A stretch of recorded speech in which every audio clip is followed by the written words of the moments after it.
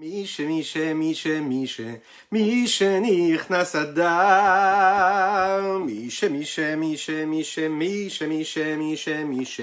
מי שנכנס אדר, איי איי איי, מי שנכנס אדר, מרבים בשמחה, איי איי איי, מי שנכנס אדר, מרבים בשמחה. מי שנכנס אדר, מי שנכנס אדר, איי איי איי, מי שנכנס אדר, מרבים בשמחה. מי שנכנס אדר, מרבים בשמחה.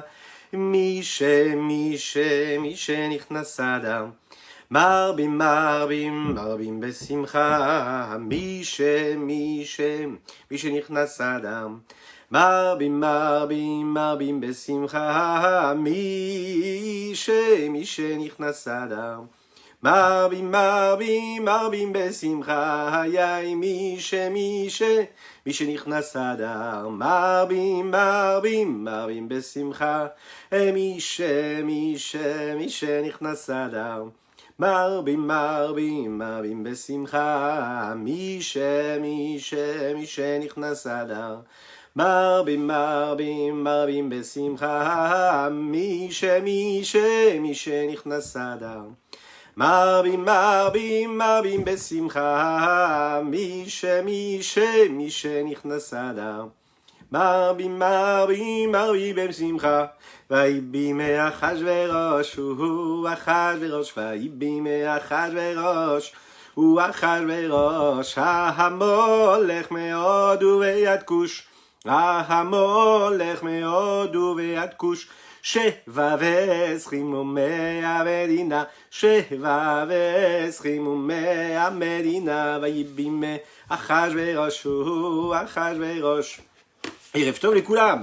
ויהי בימי אחשוורוש הוא אחשוורוש, המולך מהודו ועד כוש, המולך מהודו ועד כוש, 720 מדינה, 720 מדינה. Erev Tov les Koulam, bonsoir à toutes et à tous. Je suis infiniment heureux de vous retrouver en cette magnifique soirée que Dieu nous offre sur la terre. Et je l'en remercie pour ses forces et ce courage qu'il nous donne tous les jours. Et vous remercie, vous, pour votre présence. Oui, c'est un fini bonheur que nous vivons tous ensemble. Laurent aussi, c'est un plaisir pour moi de te revoir. Baruch Hashem, Baruch Hashem. C'est un plaisir de t'avoir ici parmi nous.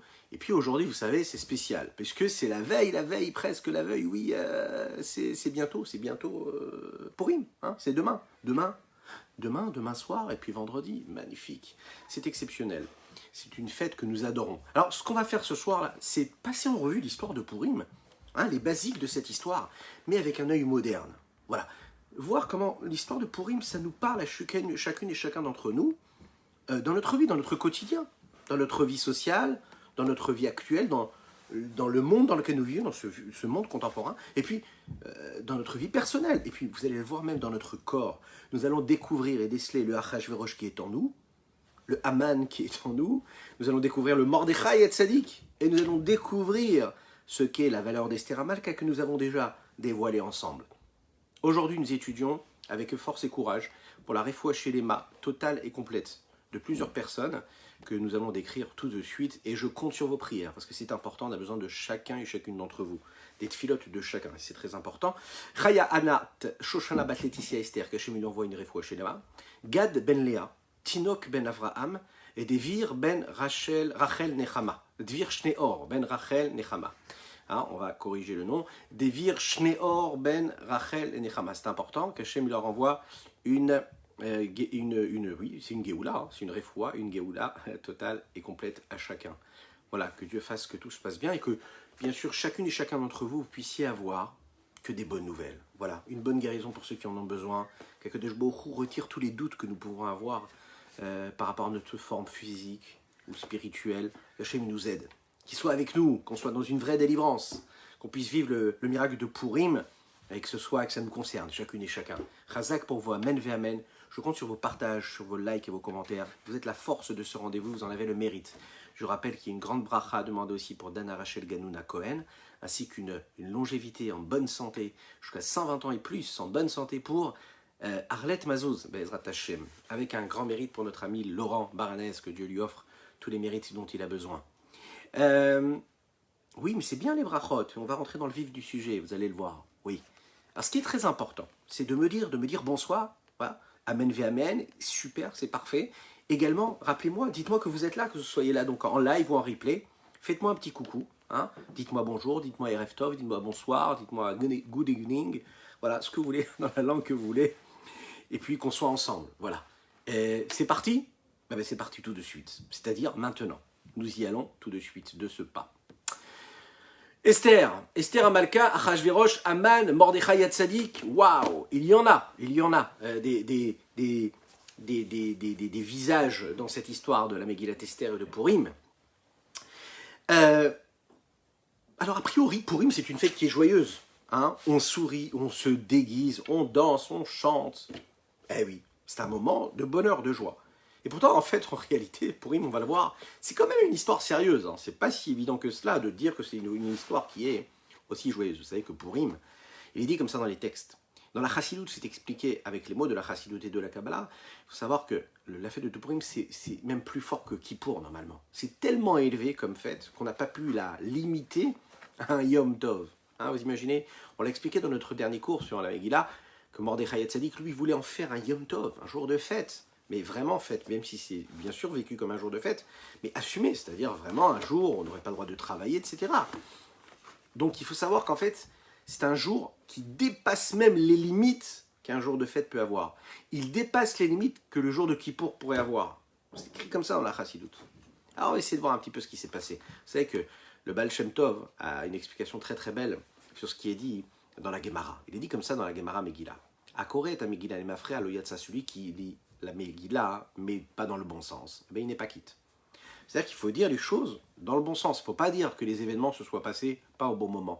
Si on parle d'un événement et que cet événement, on la lit à l'envers, on la lit avant qu'il se soit passé, on n'est pas quitte. Il faut lire chaque événement en son temps, dans l'ordre chronologique des événements. La question qu'on peut se poser ici, qu'est-ce que ça veut dire de lire la Megillah de la meilleure des façons et dans la chronologie des événements? Alors, il dit ici comme ça, le texte, il est qu'en fait, il faut imaginer que la fête de Purim, c'est un miracle qui est actuel. On doit imaginer que Purim, c'est quelque chose qui se vit aujourd'hui. Vraiment, maintenant. Alors, qu'est-ce que ça veut dire aujourd'hui? Parce qu'on est capable, nous, de décrire qui est Aman, Aracha, qui est le méchant Aman, qui est Mordechai Tzadik, qui est Esther, maintenant, en 2021. Est-ce qu'on est capable de dire, lui, c'est celui-ci, c'est celui-ça? Est-ce qu'on est capable de définir quel est l'ennemi du peuple juif qui a voulu nous décimer à l'époque de Haman Aracha? Est-ce que nous avons cet ennemi-là? Est-ce qu'on est capable de mettre le doigt dessus? Vous savez, il est dit, Bechol Dor Vador, dans chaque génération, on doit se vivre comme si on était sorti d'Égypte. On doit se souvenir de ce qui s'est passé à la sortie d'Égypte. Il est dit aussi dans la Megillah, dans chaque génération, on doit se souvenir de ce qui s'est passé.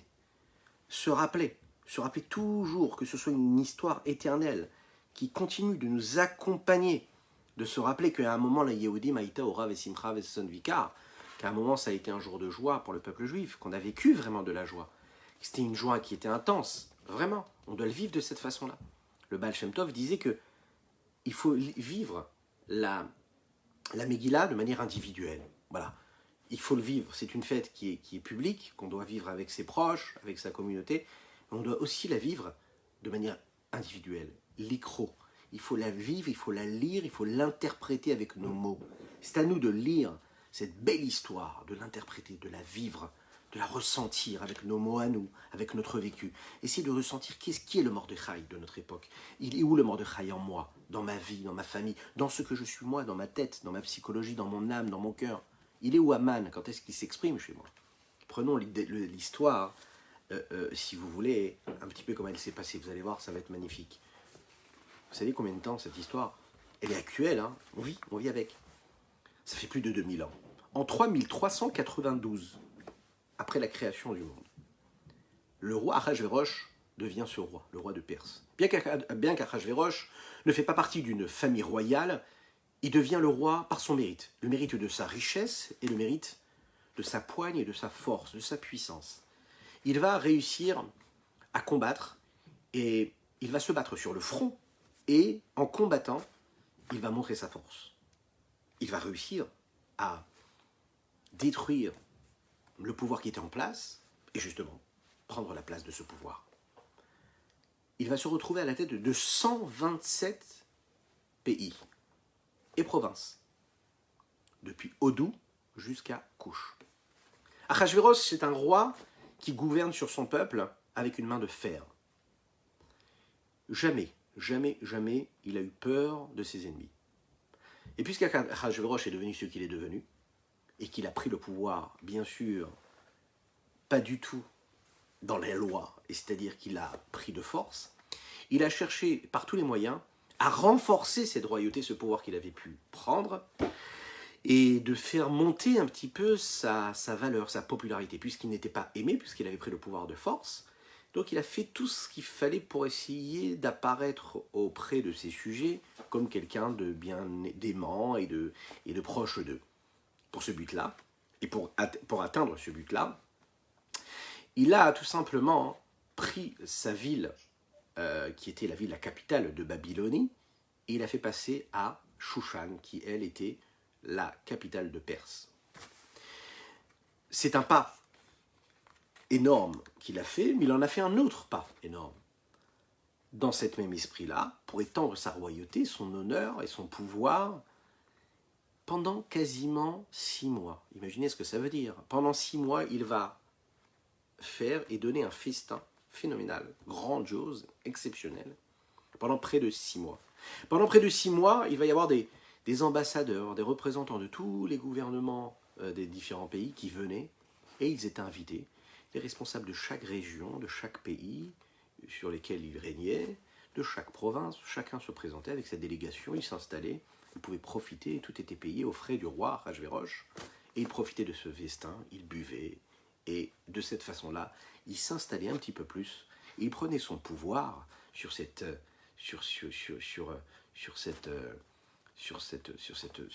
Perse-là phénoménale, qui est devenue cet empire perse qui lui appartenait. Une fois que ce festin s'est fini, et c'était pendant près de 6 mois, il décide de faire quand même un deuxième festin, qui lui, par contre, va durer 7 jours. Ce festin-là, il est offert aux gens simples, aux gens du peuple. On l'a dit, hein, pendant ce festin-là, les Juifs aussi sont invités. C'est très intéressant. Il les invite parce qu'il veut qu'ils tombent, hein, faire tomber les Juifs à ce moment-là, qu'ils prennent part. Et c'est Aman qui pense à ça. C'est Aman qui pense à ça et qui a cette idée-là. Et il se dit, voilà, c'est l'occasion rêvée de tenter les Juifs et de les amener à consommer de la nourriture non cachère. Et de les réveiller, c'est-à-dire de les inciter à enfreindre ce que Dieu demande, et puis, et bien sûr, de réveiller la colère de Dieu. Mordechai, qui est le dirigeant juif à cette époque, lui, sent ce qui va se passer. Il sait que Haman, c'est un rachat, il sait qu'Haman, il est méchant, il sait qu'Haman, lui, la seule chose qui l'intéresse, c'est de faire chuter le peuple juif et de le faire fauter. Donc il décide de faire l'inverse, de pas du tout s'associer à ce festin. Il va même demander au peuple juif de ne surtout pas y aller. Et donc, il va leur dire, n'allez surtout pas à ce festin-là, bien qu'on sait que malheureusement, il y a quelques juifs, une petite partie, qui s'est laissé tenter et qui est parti participer à ce festin-là magnifique. On le sait, pendant ce festin magnifique, c'était une table royale, et le problème, c'est que ce jour-là, ils se sont retrouvés à boire même du vin qui n'était pas cachère, ce qu'on appelle du yain nesser, du vin qui n'est pas cachère, et il n'y a pas plus grave pour un juif de boire du vin qui n'est pas cachère, puisque ça le met dans un état où, que ce soit spirituellement ou physiquement, il sort de son état normal, et puis il se perd, malheureusement. Et c'est comme ça qu'Aman a essayé de rendre en colère un petit peu Dieu. Et c'est ce qu'il a réussi à faire, parce que malheureusement, Hachem s'est mis en colère. Et puis il va décréter que, malheureusement, le peuple juif va devoir subir les projets de Haman. Qu'est-ce qu'on apprend de là déjà pour commencer? C'est intéressant de voir que le premier chapitre de la Megillah nous parle de cette beuverie de 6 mois de festin. On rentre dans les détails, on nous dit que 127 pays étaient représentés. On nous donne toutes sortes d'explications pour nous expliquer l'importance qu'il y a dans ce chapitre. Pourquoi nous donner toutes ces différences, toutes ces particularités? De dire qu'il y avait du vin, qu'il y avait toutes sortes de plats, qu'il y avait toutes sortes de personnes qui venaient. Chour, karpas ou trelet, achutz, vechablebutz, vergaman, algilel, chesef, vermoudeshesh. On nous dit toutes les tentures qu'il y avait, de toutes les couleurs. On nous parle de la décoration intérieure qu'il y avait dans les festins. Je ne sais pas si vous imaginez ce que ça veut dire. C'est intéressant de voir ça. On nous parle de ce qu'il y avait comme décoration et de la couleur des tissus qu'il y avait pendant les festins d'Achashverosh, pendant un chapitre. Est-ce si important? Et on lui demande, vous imaginez, depuis 3000 ans, depuis 2000 ans, plus de 2000 ans, de répéter cette histoire, et encore, et parler de tous ces détails qui ont eu lieu il y a plus de 2000 ans. Pourquoi est-ce qu'on doit nous parler de tous ces détails-là? Mais vraiment, en quoi ça nous intéresse que Achashverosh a bu de l'alcool et a fait boire du vin à ses sujets pendant 180 jours d'affilée, quasiment 6 mois? Qu'est-ce que ça peut m'apporter, moi, à ma vie dans tous les jours? Le rabbi de Lubavitch l'explique. En Tafshlin Lamed Gimel, pendant un grand Farmengen, une Idva Adout, tout le monde est rassemblé, on est pendant Pourim. Et il donne cette explication. Il dit, depuis Achashverosh, ce grand rachat, on peut apprendre un enseignement phénoménal dans notre comportement à nous de tous les jours. Achashverosh, lui, c'était un roi. Et il savait que quand il allait organiser cette fête-là, il fallait qu'il le fasse de manière parfaite, qu'il le fasse jusqu'à la fin, et qu'il le fasse bien. Imaginez bien, c'est un roi. 179 jours, il va faire la fête. Et le 179e jour, quand il finit, il se dit non, c'est pas assez. Il en manque encore un. Il faut qu'on atteigne les 180 jours. Qu'est-ce qui se passe? Pourquoi 180? Il faut que ça aille jusqu'à la fin. Parce que s'il veut quelque chose, s'il peut quelque chose, eh bien, il va tout faire pour faire ce qu'il doit vouloir et ce qu'il doit pouvoir faire. C'est le principe de quand tu veux, tu peux. Mais lui, Achashverosh, il peut et il veut. Et il va jusqu'au bout. Le rabbi de Lubavitch nous expliquait ici qu'il n'était pas content de lui tant qu'il n'avait pas fait la petite chose en plus. C'est-à-dire qu'il n'était pas satisfait d'avoir réalisé ce qu'il pouvait réaliser tant qu'il avait la possibilité de faire quelque chose qu'il n'avait pas encore fait. Ça veut dire, il a tous les pouvoirs entre les mains. Il y a parfois des hommes qui peuvent se dire ben, j'ai la possibilité de faire, rien que de savoir que je peux faire, déjà, ça me calme. Achashverosh, lui, se dit non, c'est pas le fait de pouvoir qui me calme, c'est le fait de pouvoir et de faire. J'ai la possibilité de faire et je fais avec la possibilité que de je. Je ne vais pas m'arrêter à la possibilité, au potentiel, je suis réel. Achashverosh, il n'est pas dans l'histoire, Achashverosh, il est actuel. Achashverosh, c'est vous et moi, c'est chacune et chacun d'entre nous. Le rabbi de Lubavitch nous le dit, il faut le vivre comme ça. Achashverosh, il faut apprendre de lui. Il se dit, si je peux faire un petit peu plus, je dois faire un petit peu plus. Je ne dois pas me satisfaire de ce que j'ai fait, et je dois pousser encore un petit peu plus fort. Si je suis capable de plus, je dois faire ce qui est plus, ce que je veux faire de plus. La Megillah nous apprend ici qu'Achashverosh, il n'avait pas de concurrent en fait à sa richesse. Il gouvernait sur tous ces pays, vous imaginez, 127 pays et provinces. Mais ça ne lui suffit pas. Et il veut montrer encore et encore qu'il est capable de faire encore. Leharot et osher kevod malchuto ve'et yekar tiferet gedolato. Montrer comment est-ce qu'il est riche. Le montrer à tous. Vous savez, j'ai pris le pouvoir. Je l'ai pris par effraction. Je suis ce que je suis, il n'y a pas de problème. Mais je veux que vous sachiez vraiment comment est-ce que je suis riche. Et je vous demande de venir. Vous êtes invité. Et on sait ce que c'est une invitation qui vient d'un tyran. C'est pas seulement une invitation, c'est une exigence. Donc tout le monde était là pour venir. Et tout le monde devait venir. Tout le monde devait venir pour dire ce qu'il voyait. Pendant cette fête-là de Pourim, cette année-là, il y avait, devant le rabbi, quand le rabbi parlait, il y avait un écrivain américain, très reconnu, et qui avait l'habitude d'écrire parfois des articles dans les journaux, et il s'évertuait à parfois, quand il avait la possibilité de parler de la providence divine, de parler de Dieu, eh bien de citer la présence divine. De la citer, parfois à demi-mot, mais pas toujours de manière très claire. Et là, le rabbi de Lubavitch s'adresse à lui et lui dit « Et il faut savoir une chose, que quand vous avez la possibilité d'en parler une fois et que vous n'en parlez qu'une fois, ça n'est pas assez. Ce qui est assez, c'est de savoir que vous avez la possibilité de parler une fois et vous avez même la possibilité d'en parler 2 fois et que vous ne parlez pas pendant 2 fois. Et vous devez en parler pendant 2 fois. Vous parlez de Dieu 2 fois, dès que tu as la possibilité de vivre, de ressentir la présence divine, mais tu dois tout faire pour placer ça dans ta vie, pour le vivre vraiment. Tu peux faire un petit peu plus, eh ben tu fais un petit peu plus. Vous savez, c'est ce qui se passe aussi dans l'éducation. Si un homme, il peut comprendre qu'il peut investir, le Rabbi Lubavitch s'est exprimé ainsi, en disant, voilà, je peux donner $1 million, ou 2 millions de dollars. Enfin, si je peux donner je donne $1 million pour l'éducation, pour soutenir l'éducation juive, et j'ai la possibilité de donner 2 millions, ben, tant que je n'ai pas donné 2 millions, ça veut dire que je n'ai pas fait ce qu'il fallait. Dans l'histoire de Purim, une autre figure centrale à part Achashverosh, vous savez qui c'est Mordechai. Alors si vous voulez, on va parler un petit peu de Mordechai et Yehudi. Mordechai et Yehudi, il est appelé Mordechai le Juif. Mais pourquoi est-ce qu'il est appelé Mordechai le Juif? Pourquoi est-ce qu'on a besoin de le montrer du doigt comme ça, hein? Mais qu'est-ce que c'est cette ségrégation raciale? Pourquoi est-ce qu'on a besoin de le définir comme ça? On peut dire Mordechai, pourquoi on ne peut pas interpréter un homme Mordechai le Juif? Pourquoi le Juif? Qu'est-ce qu'il a? Mordechai l'Hébreu. Hein? On appelle ça quoi? De la discrimination positive, c'est ça, hein? Et alors, Mordechai, lui, il est appelé Mordechai Yehudi. On va le voir, c'est quand même intéressant, parce qu'à la base, Yehudi, ça vient du mot Yehuda.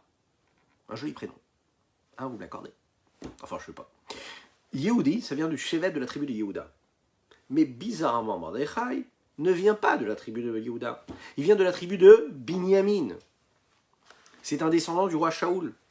Mordechai, a priori, vient de la tribu de Binyamin. Pourquoi est-ce qu'il a été ici appelé Mordechai Yehudi? Mordechai vient des exilés de Jérusalem qui eux ont été exilés après, enfin juste avant, pardon, la destruction du temple, du premier temple. À l'époque où Nebuchadnezzar, lui, Melech Bavel, il a décidé d'exiler aussi et de mettre sous scellé tous les Talmidei Chachamim. Bien qu'il faisait partie donc de cette tribu de Binyamin, il est appelé l'Ish Yehudi de la tribu de Yehuda. Parce que Mordechai, il faut savoir, hein, qu'il faisait partie du grand Sanhédrin. À l'époque de la Megillah, il était même à la tête du grand Sanhédrin, le grand Sanhédrin. À l'époque de l'histoire de la Megillah, Mordechai faisait partie de la cour du roi, Sha'ar HaMelech. Nous en parlons d'ailleurs dans la Megillah. Et c'est la raison pour laquelle, par la suite, à la fin de l'histoire de la Megillah, il va être appelé et devenir Mishneh Lamelech Achashverosh, il va devenir le second du roi Achashverosh. Regardez ce que nous disent les Chachamim sur cela. Si on veut regarder bien d'où venait Mordechai, vous êtes prêts?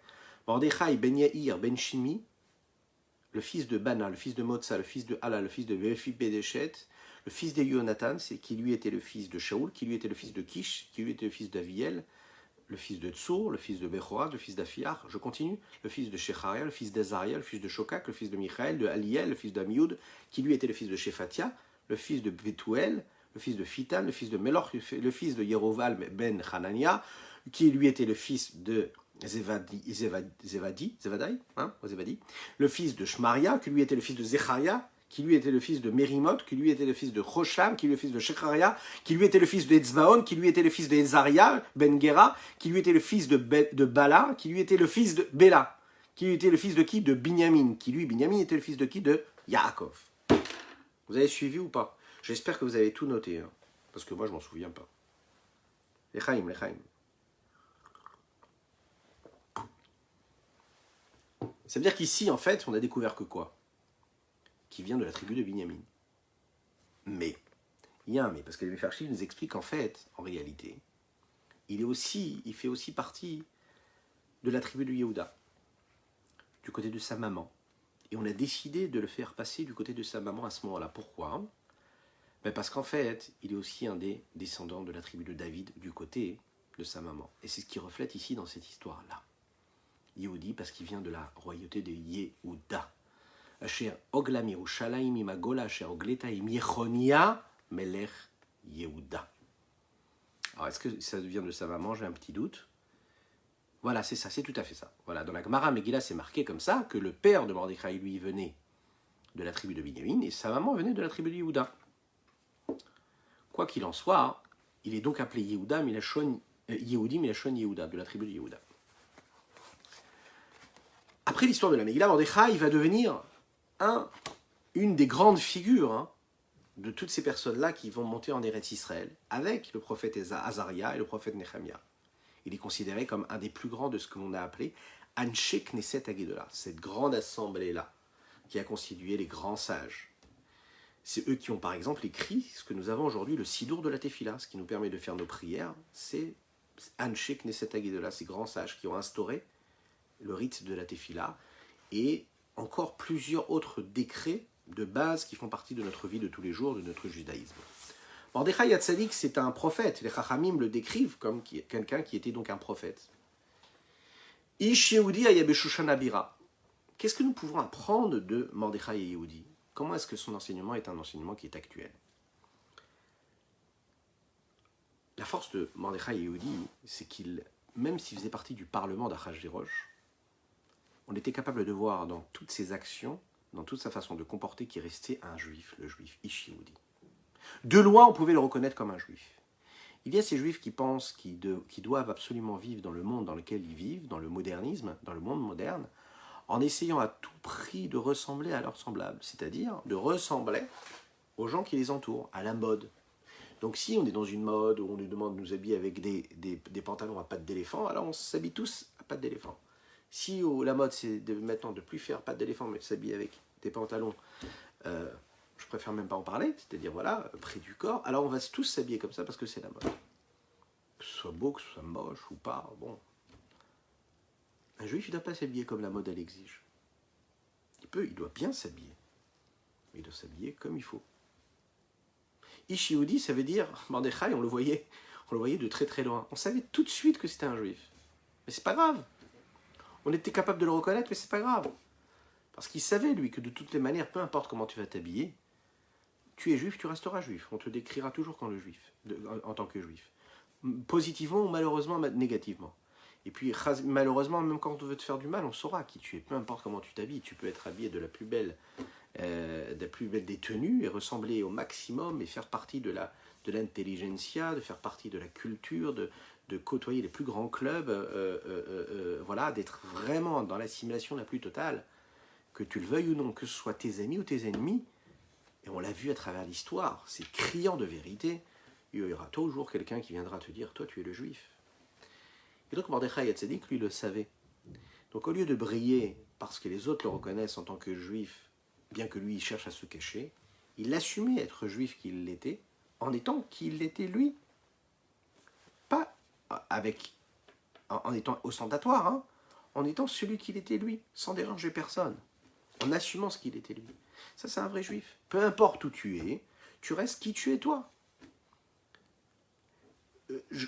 Je me sens pas chez moi où je suis quand je suis en exil. Je vis ma vie, je respecte les lois, j'assume mon existence, mais je ne m'assimile pas. Je connais ma place.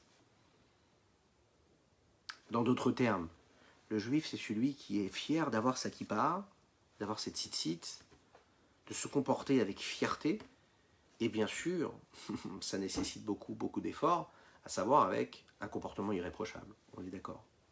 Ouais. Pas fierté pour dire que je suis fier d'être juif, mais fierté dans le sens où j'assume qui je suis. Et je fais tout pour avoir un comportement qui correspond à ce que je suis en train d'envoyer comme message. Mordechai Hatzadik, quand il est dans Shushan Abira, lui, il va bien faire attention à ça. La Megillah nous le dit, il a été exilé là-bas. Lui, il était à la base à Yerushalayim. Il a été exilé par Nebuchadnezzar Melech Bavel. C'est pas de sa propre volonté. Lui, ce qui lui intéresse, c'est de vivre dans la sainteté la plus totale. La sensation qu'on doit avoir, nous, c'est ça. De se dire que vivre dans la tranquillité, vivre dans son exil personnel, ça peut être un exil qui est physique, mais ça peut être aussi un exil qui est psychologique, qui est spirituel. Vivre dans cet exil, c'est pas positif. On doit être conscient que l'état dans lequel nous sommes, c'est pas normal. On ne doit pas se sentir bien dans notre exil. On doit vouloir sortir de cela. Dans la suite de l'histoire, on nous raconte que Mordechai entend ce qui va se passer, a su qu'il y allait avoir un décret de Haman. Vous savez qu'est-ce qui s'est passé? Comment est-ce qu'il a su Mordechai? Comment on voit que dans l'histoire, quand Haman décide de détruire le peuple juif, Mordechai il est au taquet tout de suite, il va réunir les enfants juifs, tout de suite il va réunir le peuple juif pour leur demander de faire teshuva. Tout de suite il va appeler la reine Esther pour lui demander d'aller faire tout ce qu'il pouvait faire pour trouver la solution. Qu'est-ce qui s'est passé? Il a su? Comment est-ce qu'il a su? Il a deviné?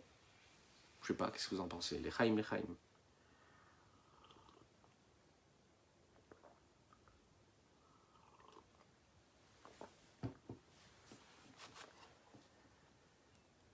En fait, il nous raconte que Mordechai Hatzadik a fait un rêve.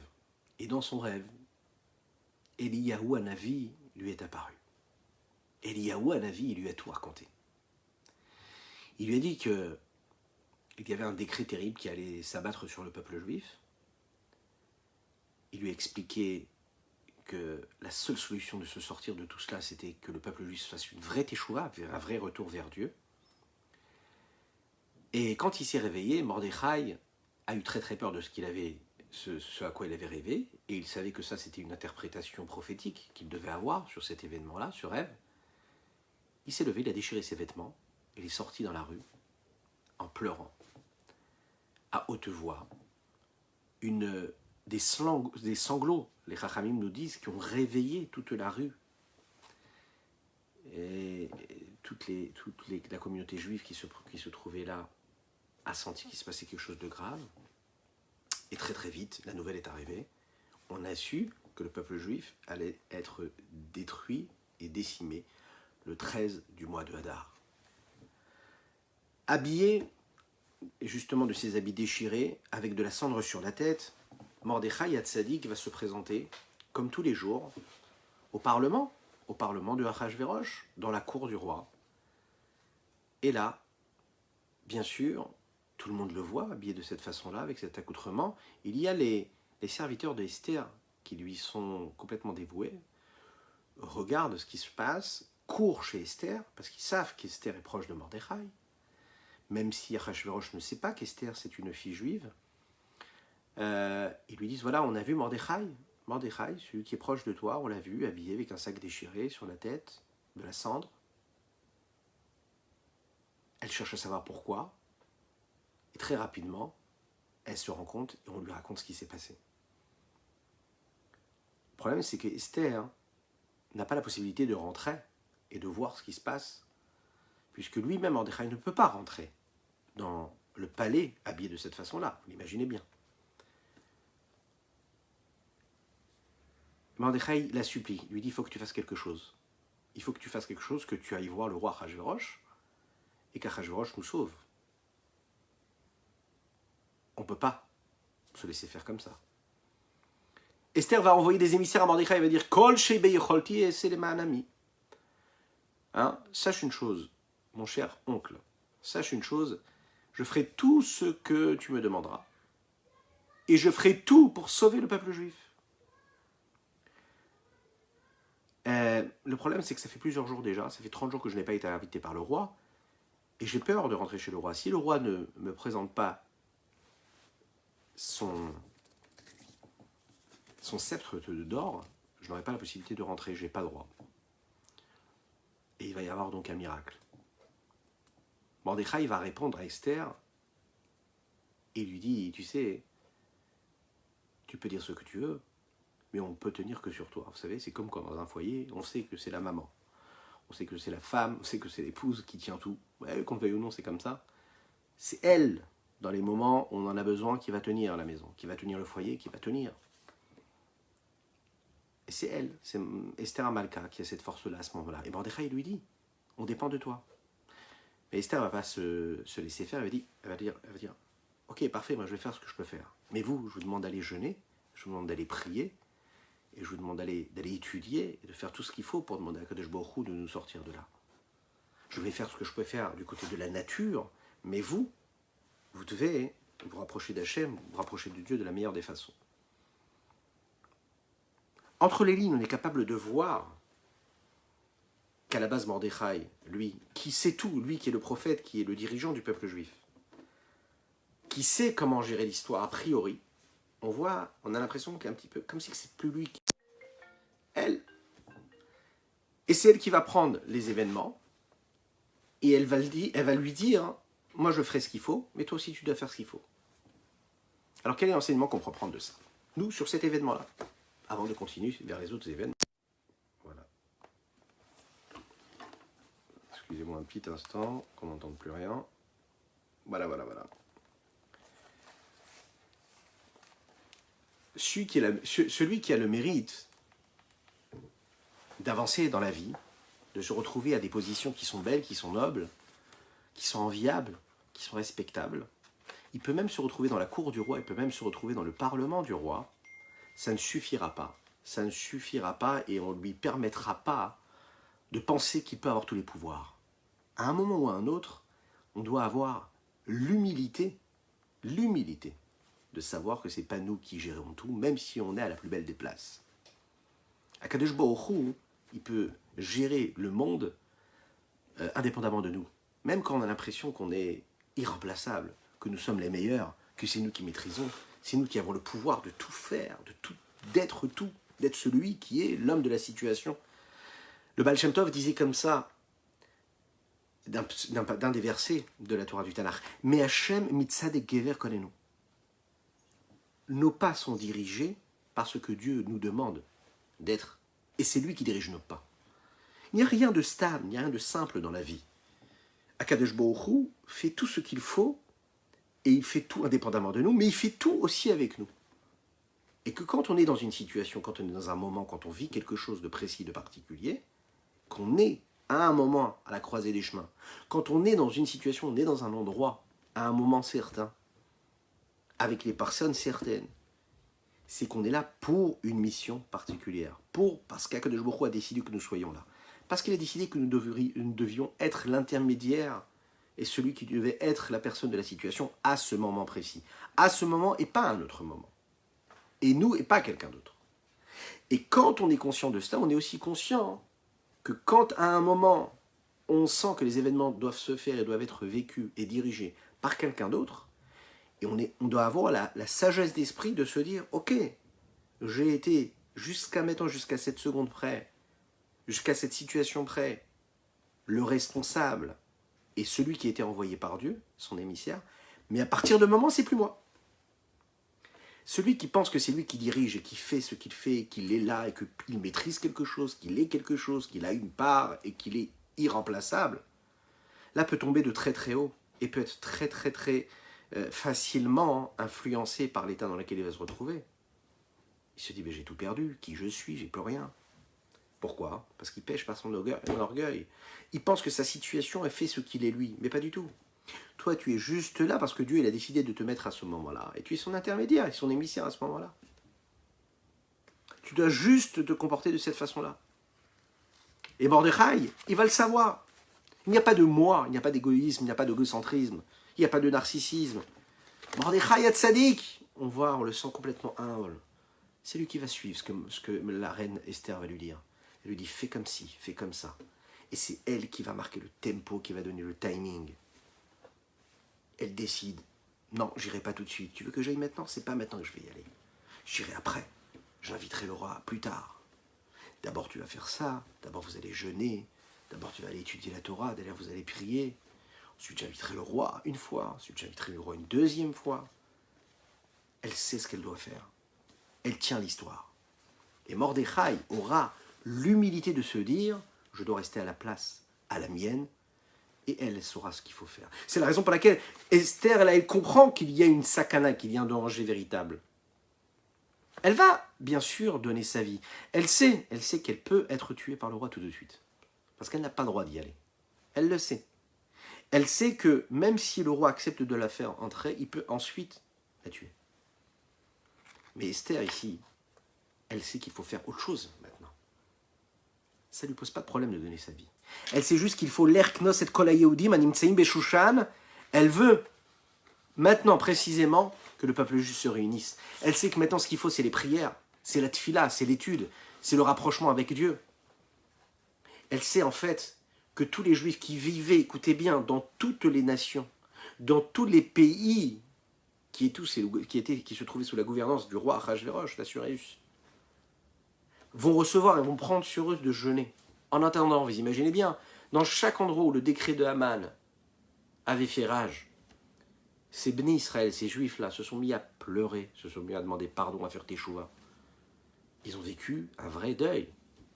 Et c'est de cette façon-là que s'est répandu un esprit de retour vers Dieu, un élan de prise de conscience, de remise en question et de prise de décision positive pour le futur. Les 3 jours, pendant ces 3 jours, Esther n'a pas cessé de jeûner. Elle a imploré Dieu de l'aider. Le 3e jour, elle a pris tout son courage et elle s'est présentée devant la cour du roi. Khatser Apenimit, c'est-à-dire la cour intérieure, vous imaginez ce que ça veut dire?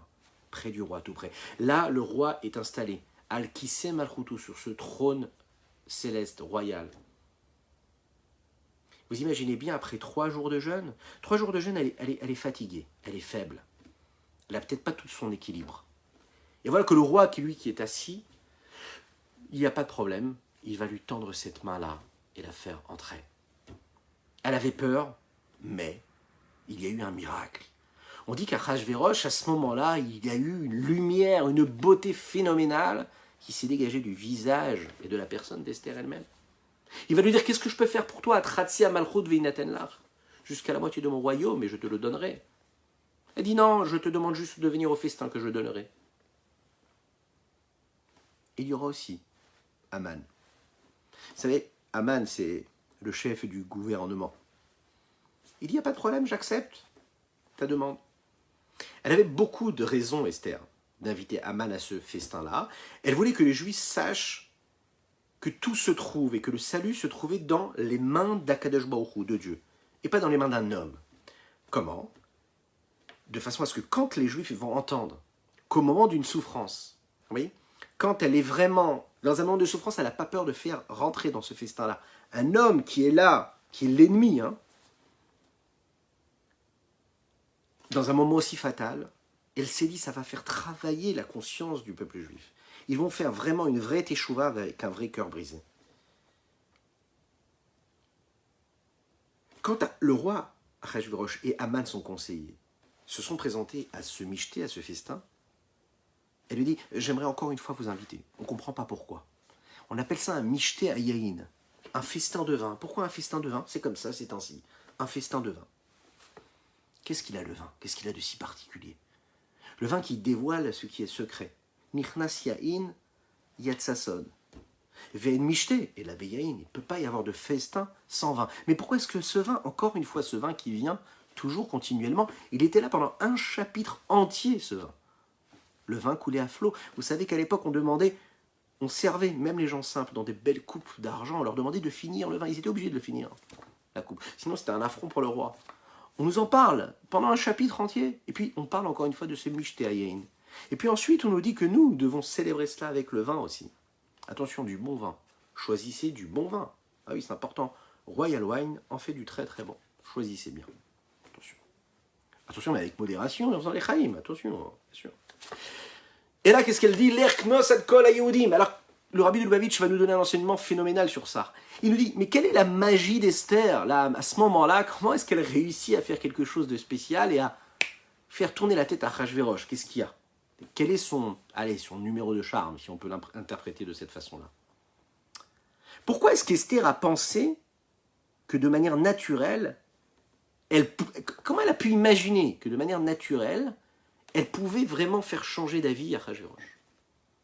Comment ça se fait qu'Esther, elle demande d'un côté à Mordechai, va prier pendant 3 jours, allez tous jeûner. Donc quoi? Vous allez demander à Dieu de vous sauver. Et au même moment, elle, ce qu'elle fait ça pendant 3 jours, et après, elle prend son courage, et elle se dit, j'attaque la réalité, j'attaque la nature, j'attaque les lois du monde. Et elle va se présenter, elle se dit, moi, je vais faire changer d'avis à Achashvérosh. Où est cette force-là qu'elle a eue? Où est-ce qu'elle est partie chercher cette énergie-là? Vous imaginez un petit peu. Et le rabbi de Lubavitch nous expliquait ici, et de poser cette question-là. Quel est le lien positif qu'il y a eu entre Esther et Achashvérosh, au point même de faire changer d'avis à Achashvérosh à un moment? Eh bien, la réponse, elle est simple. La seule chose et unique qui intéressait Achashvérosh à ce moment-là, vous l'imaginez bien, c'était la beauté physique de la reine Esther. Achashvérosh ne s'est jamais intéressé à l'histoire de Esther. Il ne savait pas la vie difficile qu'elle avait vécue dans son enfance. Il n'a même pas cherché à savoir de quel peuple elle venait. La seule chose qui l'a intéressé, c'est de savoir à quoi elle ressemblait. C'est son enveloppe corporelle, son physique, c'est ça qui lui plaisait. La seule chose. Vous imaginez? C'est la seule chose qui a intéressé comme souvent un roi physique, matériel, bestial, qui maîtrisait 127 pays et provinces.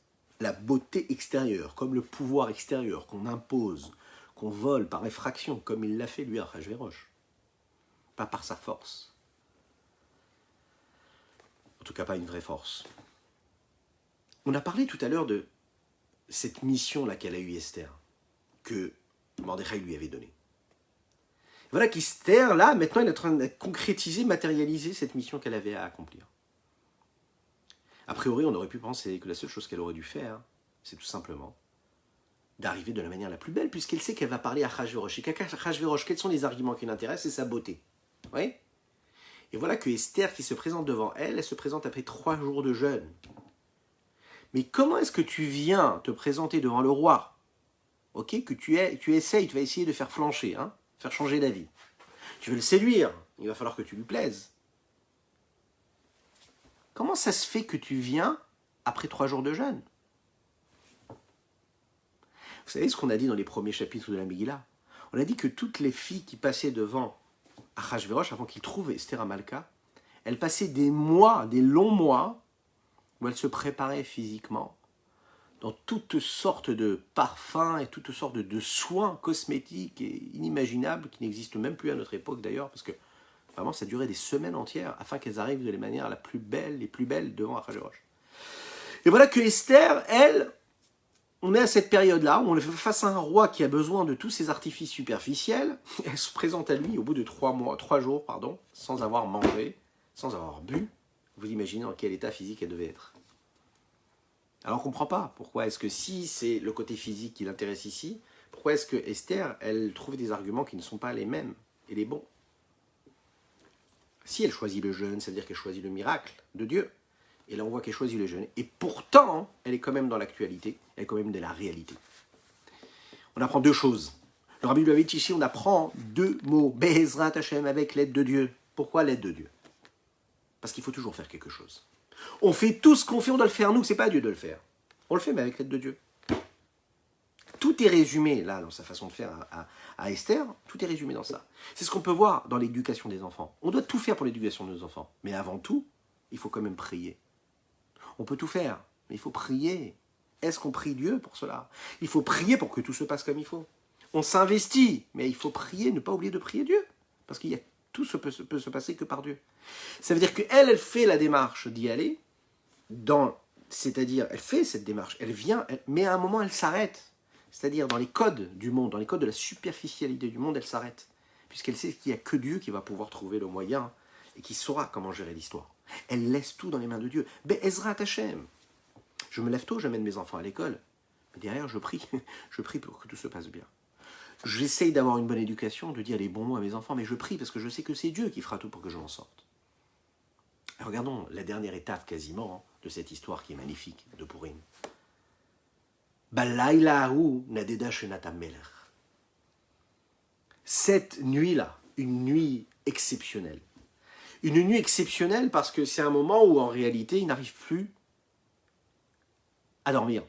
Mais pourquoi est-ce que c'est une nuit exceptionnelle? Vous savez pourquoi? Parce qu'en fait il s'est passé quelque chose d'extraordinaire là-haut dans le ciel. On raconte comme ça une histoire qui concerne le rabbi précédent, le rabbi Yosef Yitzhak, le rabbi de Lubavitch, le rabbi précédent, le beau-père du rabbi actuel, rabbi Menachem Mendel Schneerson. Un jour, lui-même a parlé d'un chassid qui s'appelait Reb Chaim Ben Sion Raskin. D'ailleurs, qui fait partie des familles Raskin, qui font partie du monde Lubavitch, qui est connu dans le monde entier d'ailleurs. Et le rabbi Yosef Yitzhak de s'exprimer ainsi en disant, il y a un juif, ici, qui est en Russie, maintenant, qui habite dans un village reclus près de Moscou, qui se lève tous les matins très très tôt, et qui pleure, et qui dit Tehillim. Est-ce que vous savez pourquoi est-ce qu'il dit Tehillim? Est-ce que vous savez pourquoi il dit Tehillim? Comme ça, il a demandé aux chassidim qui étaient en face de lui, aux élèves qui étaient en face de lui. Est-ce que vous imaginez qu'ils pleurent parce qu'ils n'ont pas de quoi manger, puisqu'on sait qu'à cette époque, ils n'avaient pas de quoi manger?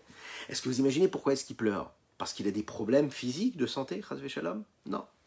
Il est en train de pleurer, et pour demander et d'implorer à Kadosh Baruch Hu sa miséricorde, afin que ses enfants soient toujours dans le chemin de la Torah et les mitzvot, ce qu'on souhaite à chacune et chacun d'entre nous, Bezrat Hashem. Dites Amen ve Amen. Amen, voilà, Chazak.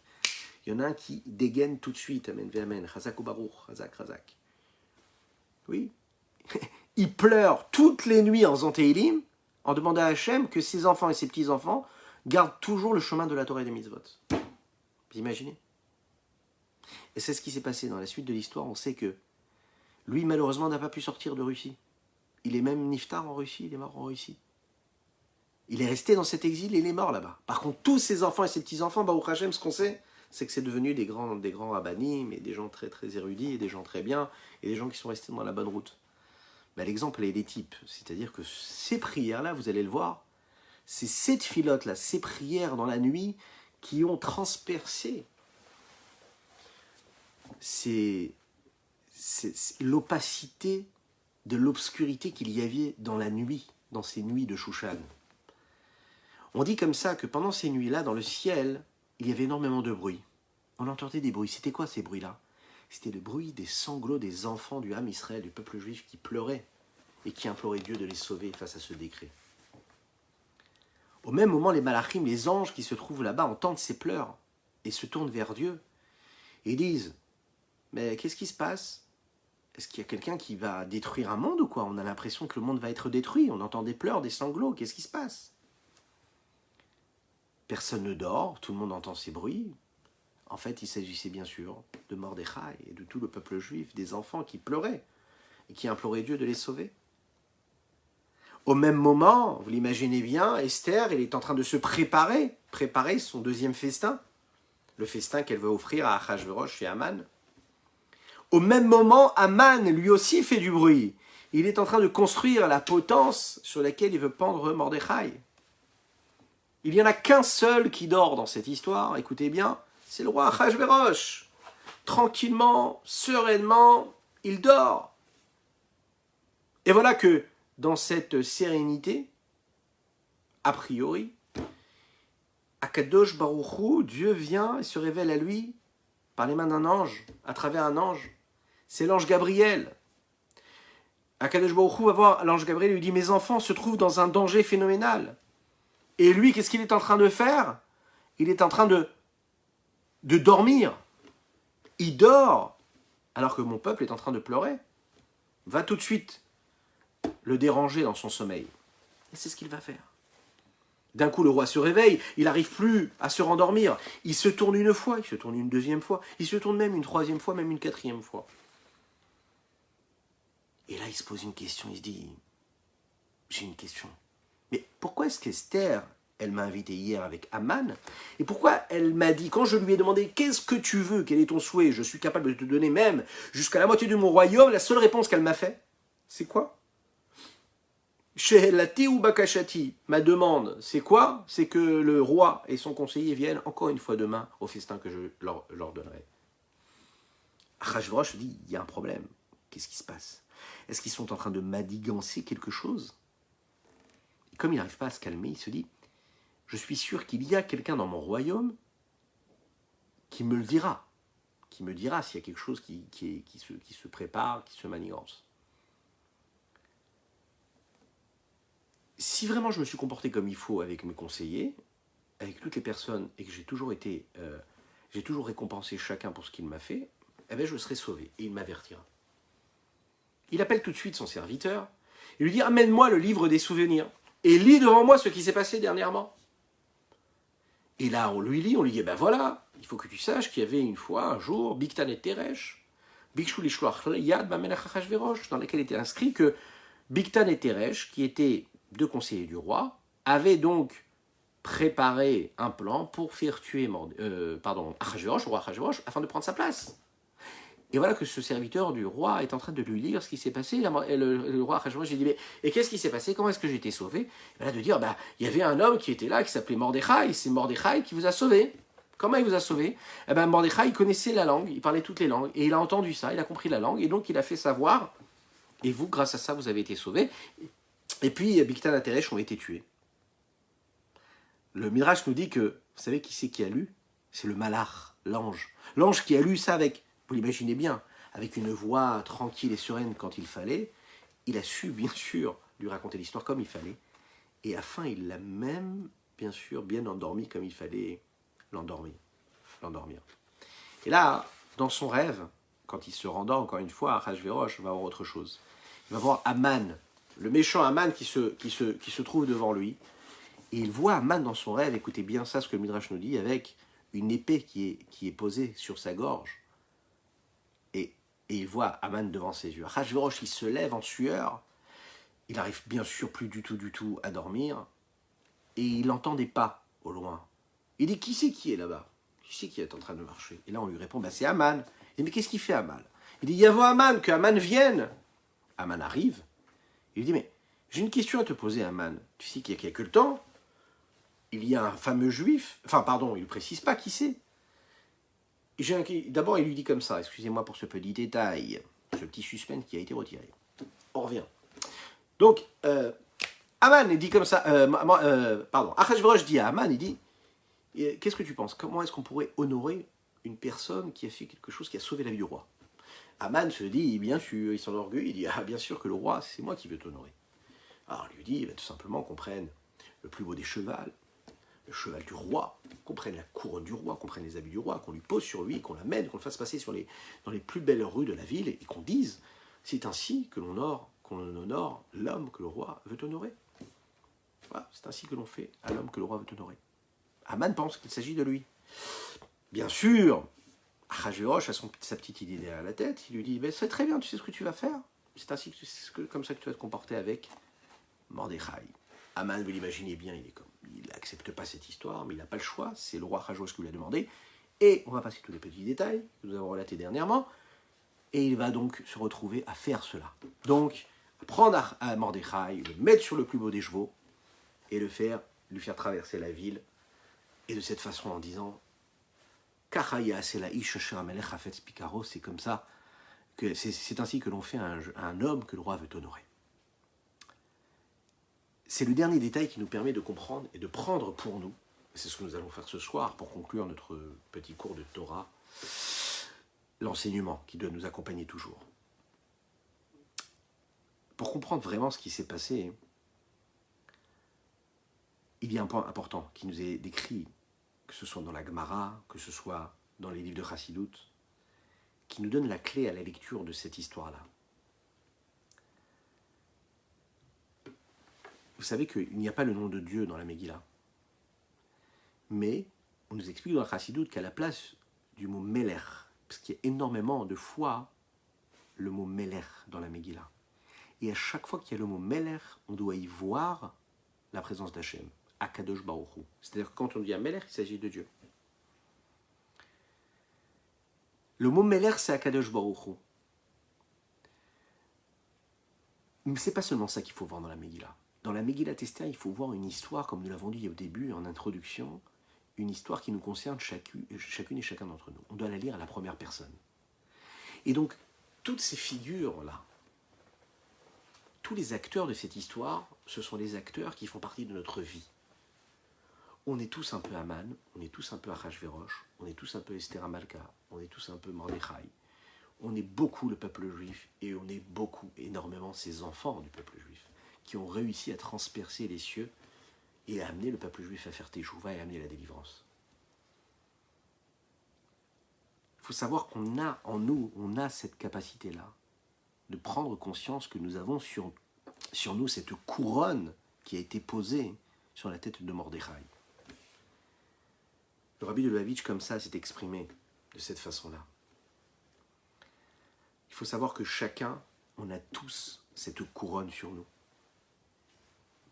On n'est pas conscient de qui nous sommes. Si on était conscient de qui nous étions, on ne penserait pas pareil, on ne parlerait pas pareil, on n'agirait pas pareil. On aurait un autre rythme dans notre vie. On aurait quelque chose d'ultime dans nos mots, dans nos pensées, dans nos actions. Rien ne serait au hasard, parce que rien n'est au hasard. Parce que même quand on est en train de prier Dieu, on est dans la réalité. Et parce que même quand on est dans le concret, dans la réalité, on est toujours attaché à la dimension divine et éternelle et infinie de la présence de Dieu dans notre concret, dans notre vie réelle. Oui, c'est cette symbiose, cette union. Le Rabbi nous dit ici, il faut savoir, ce Keter Malchut, cette couronne du roi, nous l'avons. On a la possibilité d'être sur ce cheval du roi et on est dans notre vie en train de chevaucher cette vie-là. On est, en fait, on l'a, elle est près de nous, cette couronne. On te demande juste une chose, pose-la sur ta tête. Quelle autre couronne, si ce n'est la couronne de la Torah? Quelle autre couronne, si ce n'est la couronne des mitzvot, de la sainteté, de la pureté? Elle est là, elle est tout près de nous. On a juste à la porter. Dieu ne demande pas grand-chose, en fait. Juste de prendre conscience du mérite que nous avons. Et si on prend conscience du mérite que nous avons, eh bien on est sûr de bien faire ce que nous devons. Que Dieu vous bénisse, qu'il vous protège et qu'il nous donne, Be'ezrat Hashem, la force de vivre cette fête de Purim-là comme il faut et qu'on puisse la vivre, vous savez où? Bien à Yerushalayim, comme il faut. Comme ça, on pourra vivre une vraie Goula, une vraie délivrance totale et complète, avec pleine bénédiction pour chacune et chacun d'entre vous. Je vous rappelle que nous avons étudié pour la Refoua Shelema de Chaya Anat Shoshana Bat Laetitia Esther. Nous avons étudié pour la Refoua de Gad ben Léa, de Tinok ben Avraham, de Devir Shneor ben Rachel Nechama, ainsi que pour tous les malades du Ham Israël et pour le mérite de chacune et chacun d'entre vous. Et on se quitte dans la joie, parce que c'est important. C'est Purim. Vayibime Achashverosh, Achashverosh. Refoua Shelema pour Rudy Yosef Baranes. Vayibime Achashverosh, Achashverosh, Hamolech yodu ve'adkush, Hamolech yodu ve'adkush.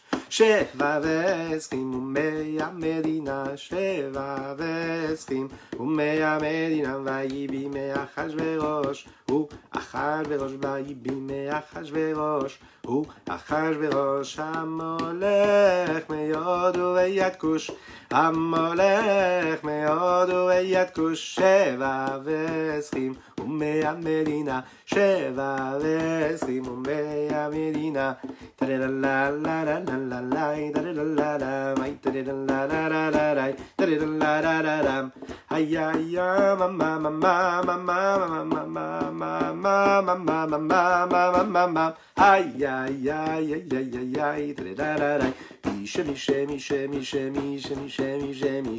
מי שנכנס אדר, מי שנכנס אדר, מרבים מרבים בשמחה.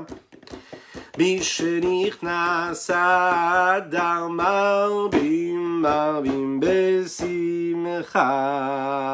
Chazak à vous pour votre présence et votre fidélité. Excellente soirée.